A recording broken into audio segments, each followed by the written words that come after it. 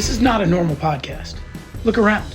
We're on an island in the James River in downtown Richmond. Sharps Island, it's called.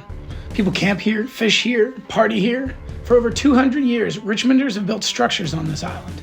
Inevitably, those structures were washed away, but the Richmonders, like myself, keep coming back, keep building, trying to gain a foothold. Why? For us, the water that surrounds Sharps Island isn't a barrier, it's a threshold, a doorway to a magical place. This acre of rock and sand is surrounded by the city, yet somehow completely secluded. On this podcast, our guests have to get in a boat and leave the world behind. I hope you'll come with them.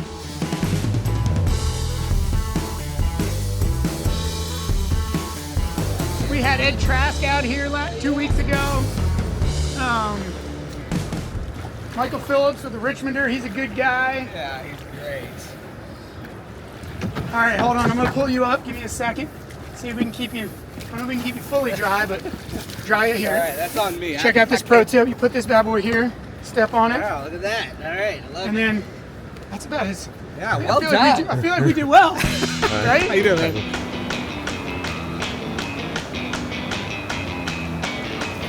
Y'all, looking good. Looking good. Denzel, you done that before? Well, I was mostly relying on Austin's direction. Paddle on the right, paddle on the left. What was it, 2 months ago, we scheduled this? And I guess we could have guessed it would be 95, with 95% humidity. Another Richmond summer, man. Right, like, Yeah. feels a little bit like, I don't know, Key West or something, but honestly, it kind of looks like Key West too, right? Right, doesn't it? Where's it? Like that. Well, It's true. look, I'll show you our bar. It's just like Key West. Still working on a few things. I mean, as you know, the James River, she brings you treasures. brings you treasures, and she takes other treasures away. I've got to rebuild our picnic table that was taken away back in Oh, was it really? back in February. Oh, man. That was right there. So now we're gonna put that back. The Was pretty much how high in the high point? So I can't remember if it was like very late January or February, but it was 6 inches into the cabin. Was it really? So when that flood happened, this thing, the bar, Yep. got knocked into the outhouse, and the outhouse was like this. And the bar was kind of on top of it. So we got all that back, but the big thing was the cabin was intact. You got to get rid of this grill and bring a new one. You know, little things. But when you were here, we had not done the rooftop deck. Last summer? It was last August. Yeah. Okay. Yeah, I mean, we'll talk about it, but you know, just don't. It's almost certainly not a coincidence that the only mayoral candidate to campaign on Sharps Island. There's something magic about Sharps There's Island. something magic about it. You know what I mean? Like, feels like that's going to have to be a stop for everybody if they want a chance, right? All right, Mr. Mayor, today is a huge one. I predict it will go down as the most momentous day in Urban Island podcasting history. All right. This is it. I mean, top 3 at worst, right? Today, we're joined by Richmond Mayor Danny Avula. Danny, welcome. Thank you, Andy. Great to be here.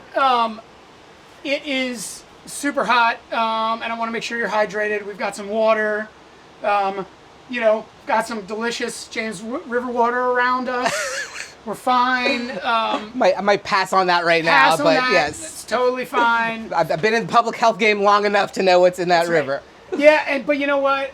If you want to like go for a swim when this is over, let's do it because it's like It is 95 brutal. degrees. Yeah. So, all right. Thinking back, you've been mayor 7 months.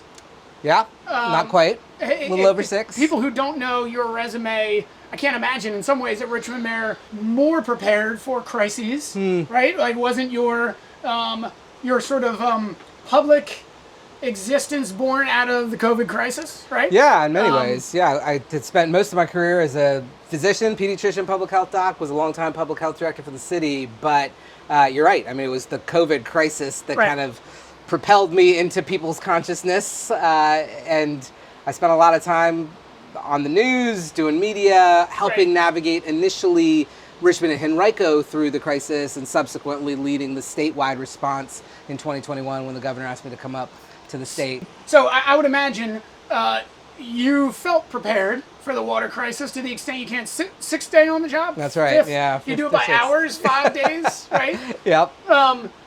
What was that like, and did you feel prepared? Can you feel prepared for something like that? Yeah, I certainly did not anticipate that anything like this would mark the first week of my time in the job. And really, it's been not just the first week, but it's been the response and what we do next has been the entirety of my first 6 months on the job. But I will say that, like, having spent time in crisis management, having come up as a public health doc where we have had to run multiple kind of emergent responses. I mean, COVID was obviously the biggest of those, but even when we had a TB outbreak in a facility, or like each of those we run. We run emergency response. Go into crisis. Yeah, exact crisis management. Yeah, and so a lot of my training has actually been in things like the incident command system and getting organized around a very explicit response. So I think a lot of that came to bear on January 6th. Yeah. How do you ensure that crisis sort of doesn't? I've always kind of bristled at the way sometimes the media will say, well, this will certainly define this person's time or this year or this time in office. I don't know why that has to be the case. Yeah. Do you bristle at that? Do you feel like, look, the water crisis, we're still dealing with it. It's not over yet, in a sense. How do you make sure it doesn't define everything you do? I mean, in some ways, it's fine for it to, right? Like, so much of what brought me to this work was wanting to make city government something that Richmond could be proud of, wanting to make it a place that people trust, that we're doing a good job, that we're stewarding taxpayer dollars well. And I think the crisis in many ways puts the spotlight on the reality that we're an old city with really old infrastructure that has not been well tended to. And, for decades, that's largely been out of, the lack of access to, the resources needed to invest. Right. But the last decade has been different for Richmond, right? Like, we've really grown as a city. Our population has grown. Our tax base is growing.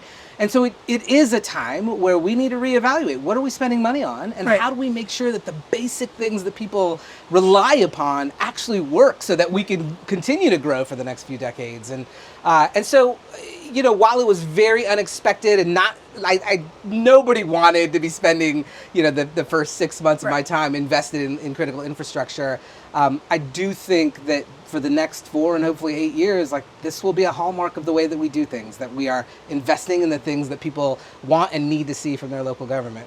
Things that feel more like basics as opposed to shiny objects. Yeah, it sounds like. I mean, I think doing the basics well is certainly like a part of what I ran on and a part of what brings me to this work. I'm not a politician by trade. I sort of made this crazy left turn in my career, but I came from, yes, a physician, but largely administrative and executive leadership roles, like running government agencies. And I think the sensibility and sort of orientation that I bring to the work is making sure that the basic functions of government, basic service delivery are working well for people.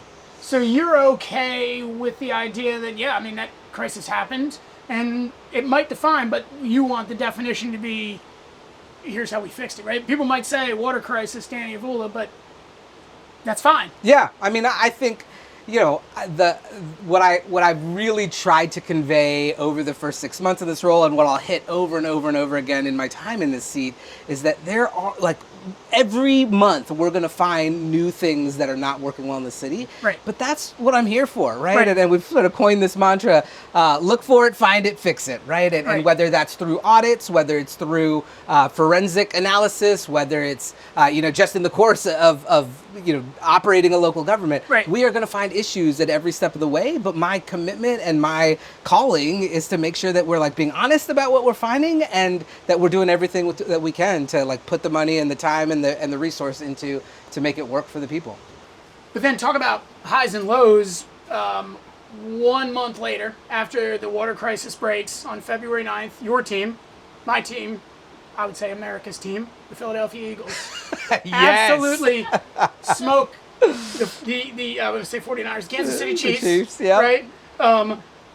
who needs drinkable water when you can hand your children an Eagles Super Bowl? Well said. Yes, it was definitely a high point as an Eagle, a long time Eagles fan. So Where'd you watch the game? In my house in my living room. I was invited to parties, but like sometimes you just need to be by yourself, you know. So I lived in Philly when I was young, and it was the Randall Cunningham years, that like menacing defense of the late 80s. You're from Northern Virginia, or where? I eventually ended up in Northern Virginia, but I was born in India, grew up partly in California, spent a couple years in Philly when I was introduced to the Eagles and sports in general. Yeah, Randall Cunningham will get you hooked. Oh man, That's amazing. Reggie White, Clyde Simmons, Andre Waters. All of that. So it was at a time where like the Redskins were winning all the Super Bowls. We moved to Northern Virginia in the midst of that, but I was like the kid who wore an Eagles starter jacket every day at school, and anyway, amazing. So I've been a diehard. We should compare Eagles starter jackets, because that's amazing. I totally get you. Like we hosted an Eagles party, and you'd have like neighbors be like, "Oh, are you having a Super Bowl party?" I was like, "No, it's an Eagles party, and if you are an Eagles fan, feel free to join us." There you go. That's the right distinction. This is not like, "Oh, I want to watch the commercials." This is like, let's scream at the TV, you know. Yeah, like only a Philly fan should, right? It's the way, exactly. That's amazing. I didn't realize you had lived in Philly. Yeah. If I could have voted for you more than once, I would have. Maybe, like 3 years. Yeah, that's right. We'll run it back. Let's see if we can. I feel like that's kind of a thing now. Anyway, you had talked about not being seen as a politician. Yeah. Right, and now you are a politician. You won an elected office, but how can you be an effective politician without coming across as a politician?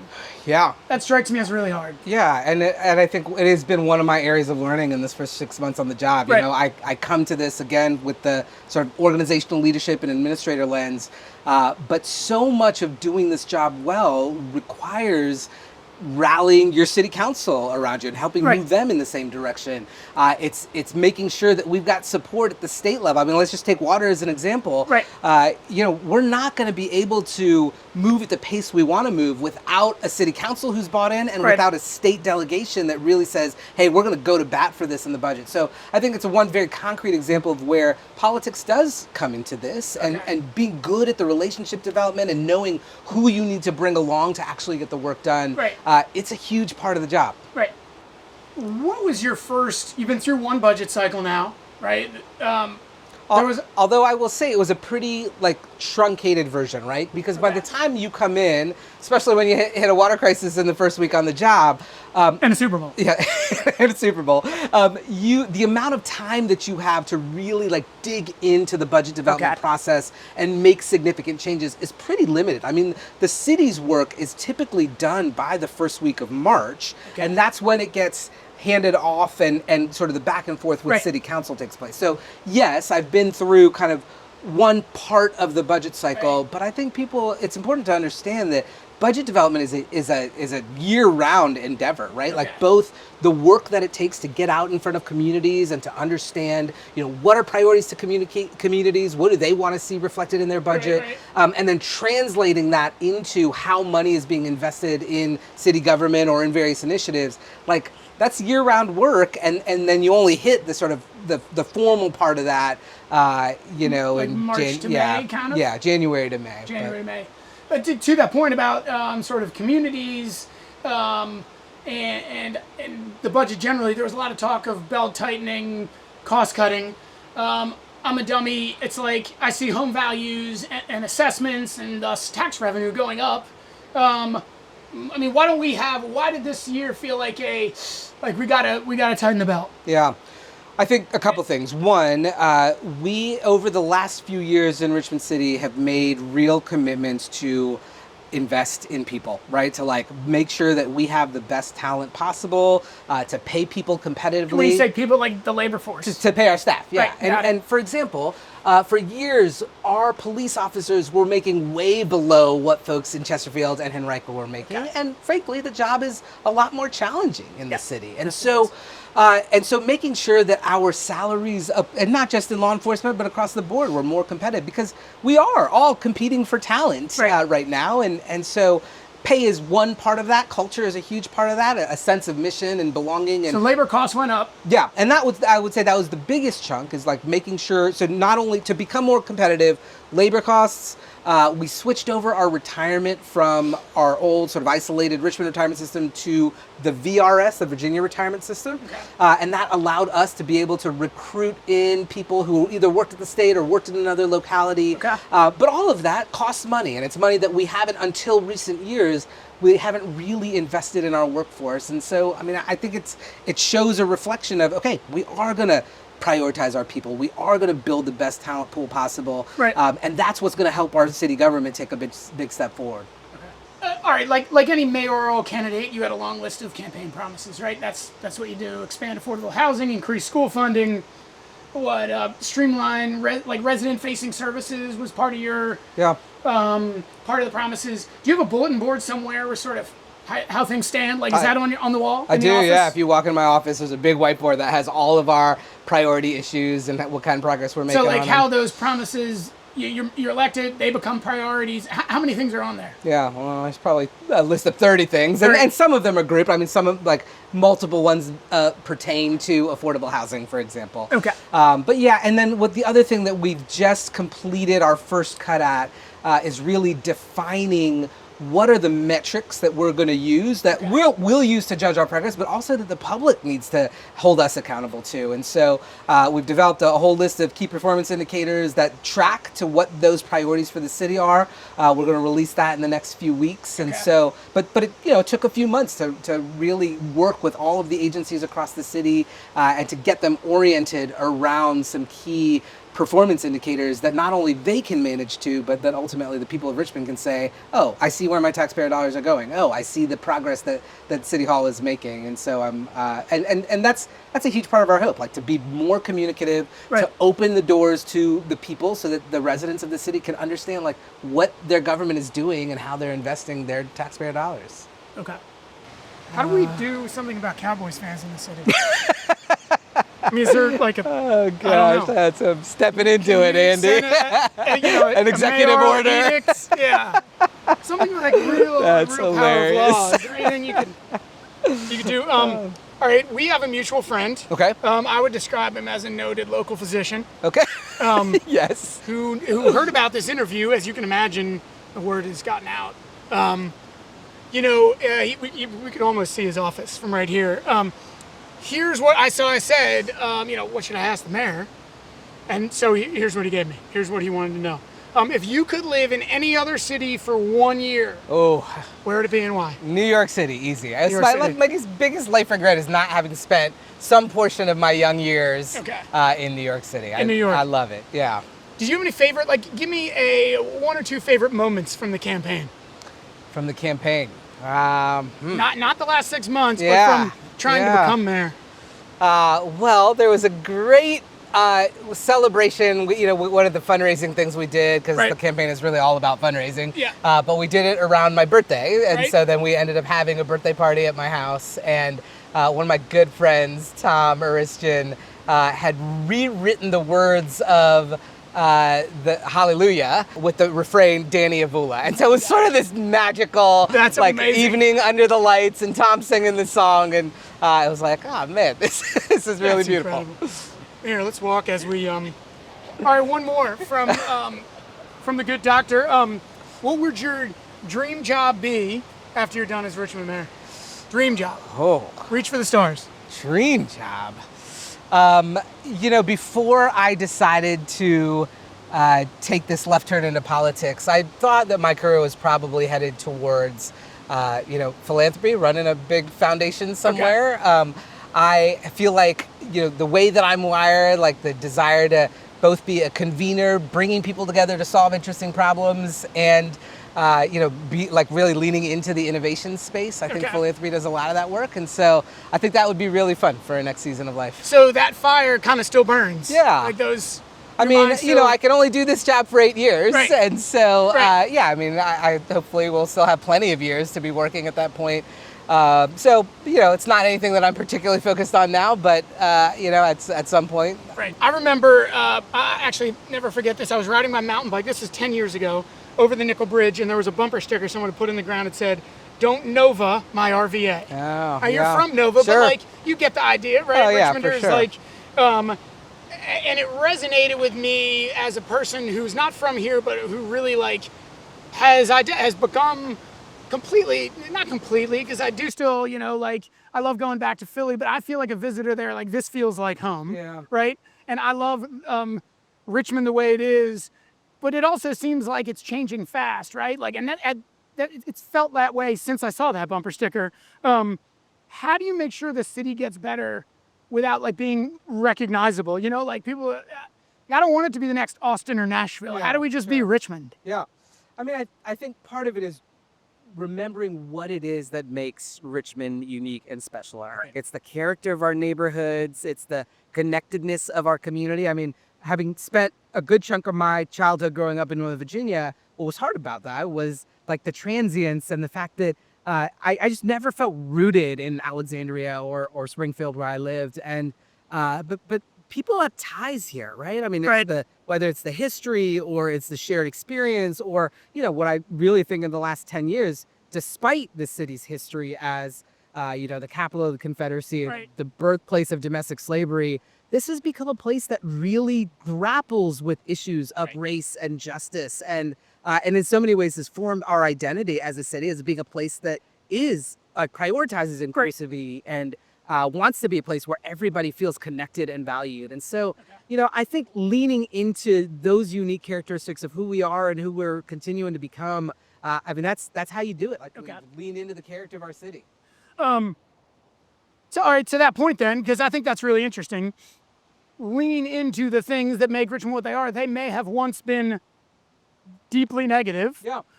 To that point, what are we doing about Monument Avenue? Yeah. Are we going to get to that in this term, or are we going to need another election?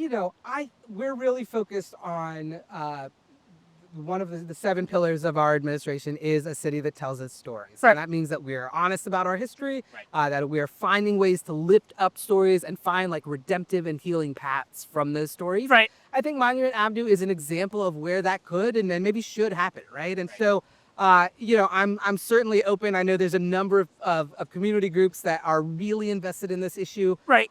I don't know that at this stage that is a priority of where the public dollar is going to go, but as a facilitator of what a private community might do, I think the city does have a role to help shepherd that conversation and see how our community wants to tell Richmond's news story on Monument Avenue. You have ideas like maybe we should do a series of fountains, or maybe we should replace those monuments with things that replicate values that the city believes in. And so I think there's a lot of great ideas out there, and really harnessing those as part of the convening power of this seat.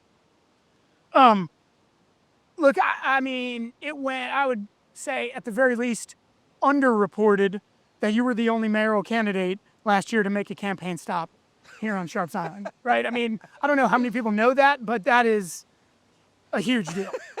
I'm glad we agree. Secret's out, Andy. Right, the secret. I mean, so now you hear whispers, and by you, I mean, you just do. If you're really listening, as the Sharps Island vote goes, so goes Richmond, right? It's like the Iowa caucuses of the Richmond no doubt mayoral race. That much is indisputable.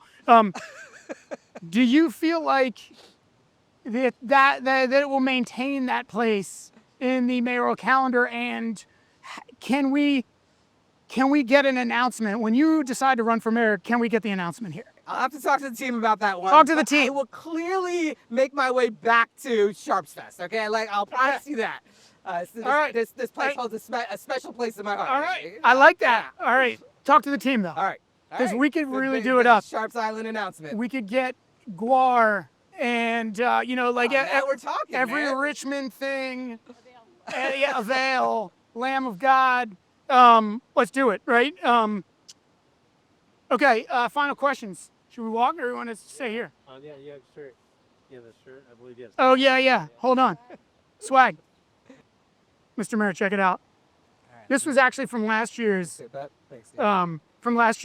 Sharps Fest when you were here. I wasn't able to give you a shirt then, but now that you're mayor, I wanted to wait and see how things panned out. You know what I mean? Like, I get it. I'd need an extra I Irish. earned it, man. Right.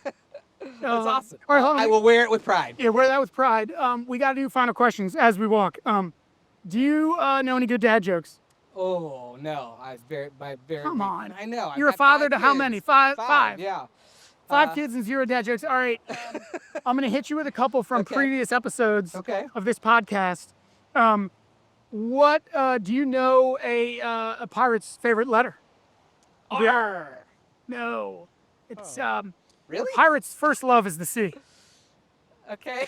That's good to know. Yeah, I get it. C. The C. I get it. No, I don't like it, but I You get didn't like it. it. All right, I'm going to try a different one. That was from Michael Phillips with the Richmonder. Oh. I like Michael. What's the leading cause of dry skin? You're a doctor. Yeah. I don't know. It's towels. This is terrible. Is it Hey, gonna get worse? I'm hitting you with the good stuff, okay? All right, if you had to get a tattoo to represent your first 6 months Yes. in office, Well, 6 months. Is that right? It has to be. I mean, I All right, 7 months. I would love to get a skyline of Richmond on my back shoulder. All right, okay. I feel like we could do that out here too, just FYI. This announcement is going But to be epic. this is going to be an epic announcement. Yeah. Yeah, We- yes. All right, but what about for the first 6 months? For 6 months. Gosh. I mean, is there it any seems answer easier. Right? It seems besides easy. like pumps and filters, Right. man? I don't know. That's a But terrible Is there tattoo. a picture of you like asleep at 3 a.m, like on the pump or something? Like trying to with a Oh, wrench, man. right? Like maybe Yeah. not. All right, rapid fire. You ready? Sure. Favorite RVA restaurant right now? Yeah, well, I love Peter Chang's. I love Okay. Heritage. I love Grisette. Blue Atlas. Favorite mural in the city? Favorite. Maybe one you drive past every day. There's that cool one on Broad Street. I think it's on a VC building of that woman laying horizontally. Oh, with the sections. Yeah, That the is so sections. cool. It's a great That is so cool. Have you been to a concert at the new amphitheater? That place is sweet. Not yet. I've been to a couple of events there, just opening it up, and but I'm hoping to get to something later this summer. I've not. been yet. My wife and I went to Boys to Men. I didn't Oh, see did you? there. No, That would have been. wasn't It there. was truly magical for a Philadelphian. Yeah. I mean- and just like the anthems of our childhood. They man. exactly. Love They that. tried to sneak out without doing Motown Philly, and then they're like, "Oh, we No. forgot something." And then they came back and did it. It was That's it was awesome. unbelievable. There's a podcast called Diary of a CEO, and he has this cool segment where at the end, the last thing the guest does is leave a question for the next guest, and that person leaves a question. So on the way out, I'll tell you who the guest was. I think you're going to enjoy it. Okay. And this is literally like this happened at random, but you're going to love it. So that person's question was, if you could, there one like outdoor place in Richmond, one like natural area that is like your spot, your go-to for the rest of your life. It's not that you can't go anywhere else, but like, what's your sort of go-to Richmond natural area outside of Sharps Island? Because obviously Sharps Island is my number one, right? No, the Teapot Bridge. Teapot. I mean, it is. Great choice. It is. It's a gift to the city. It's my favorite place in the city. I mean, it's just sort of seeing the raw and the wild of the James, but then having the backdrop of the city, like those things coming together, like that is in so many ways. Like that's Richmond. That's Richmond. I love it. That's awesome. All right, Great to be with you. that was awesome. This was really fun. All right, now you need to leave a question for whoever our next guest is. I actually don't know who it is, and I can't tell you. Yeah. If I did know. Could be anything. I wanted to do something about like how to bring people together and like how do we do something? Wait, how do we get that here? Yeah. That's a really interesting thing. There is something about, I mean, even if you're not an Eagles fan, there's something about how that brings the city together. Yes. And you have great sports like presence here, right? Right. And the Swirls do an amazing job. The Ivy are incredible. The Kickers do a great job. How do we ramp that up and have that embody? It is an interesting thing the way it galvanizes the city, right? Like, and I love Richmond. I would never move back to Philly or want to move anywhere. But when you see it and you talk to friends and you go up there, like I took my kid to the parade, the first Super Bowl, like 7 years ago, and that was insane. Like that was an incredible thing. Not always in a good way for a second grader. There's a lot of things he can't unsee, but yeah, how would we do that here?